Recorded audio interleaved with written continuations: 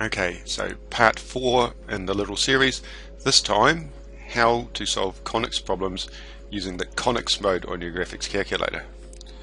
Now, we have the problem that we've been using all the time, and the conics mode uses the standard form of the equation, so we have that there for you. X minus 1.1 plus y minus 3.7 both squared equals 1.1 squared. X squared plus y squared is the radius squared.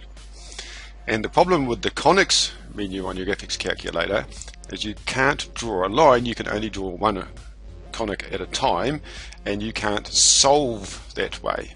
So instead you have to move the conic around using X shifts and Y shifts and solve that way.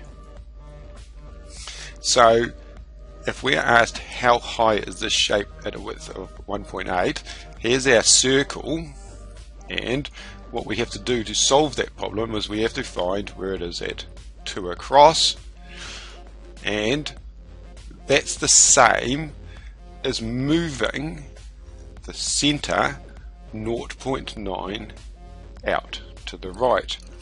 Instead of making our 0, 0 down here at the bottom of the arch, we take a circle and we find radius 1.1, and we find what 0.9 to the right of that is.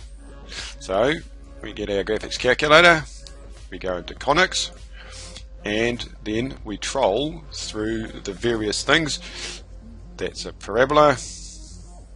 Here we keep going, eclipse, there we are. That's one form of circle, but this is the form of the circle that we want. This is the x minus its shift plus y minus its shift is radius squared. So we go into there, and in this case our h is 1.1. That's a shift of 1.1.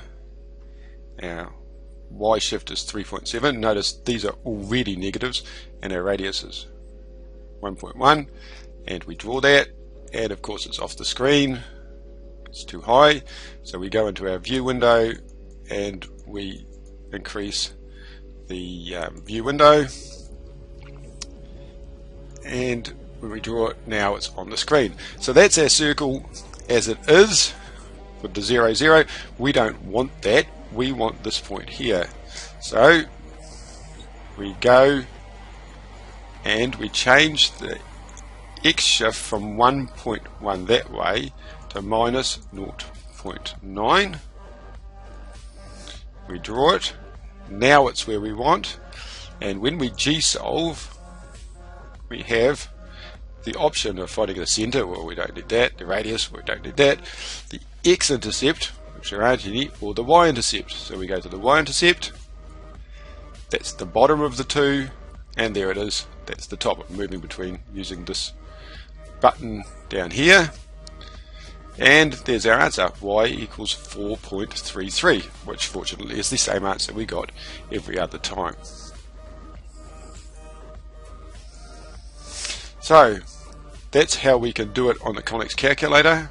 We have to take our circle and move it so that the x-intercept or y-intercept appears at the right point, and we solve that, because the only options we have for our circle are finding the center, the radius, the x-intercept or the y-intercept. On the whole, not actually that useful a method.